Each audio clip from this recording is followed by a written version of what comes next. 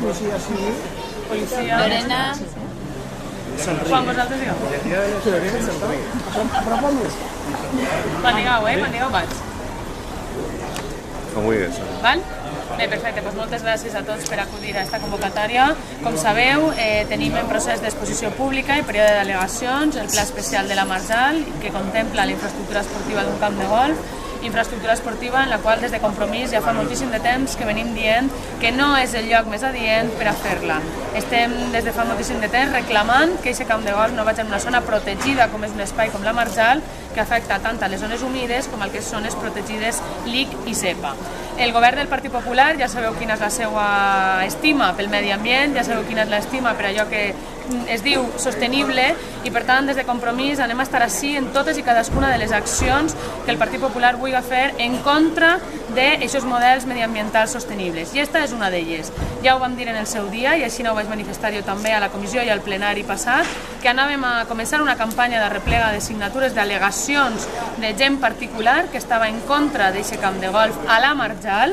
Torno a repetir, en contra del camp de golf a la Marjal. Estem parlant de la seva instal·lació en el lloc, no en contra del camp de golf, en contra de la instal·lació i la ubicació d'aquest camp de golf. I per això estem així per a presentar aquestes al·legacions i jo ja li vaig a donar la paraula a Dani Muñoz. Dani Muñoz és el secretari de Medi Ambient dins de l'executiva de Compromís i ell serà el que vos presentarà el que hem fet amb aquestes al·legacions. Hola, bon dia.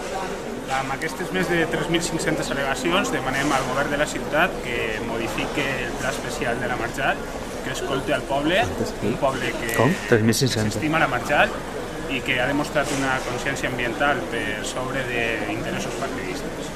Des de Compromís per Gandia demanem un canvi en el model territorial d'especulació urbanística on crear camps de golf i vendre un patrimoni natural al millor postor siga l'única eina per activar l'economia. Apostem per altres formes de desenvolupament sense que el nostre patrimoni natural es vegi compromès.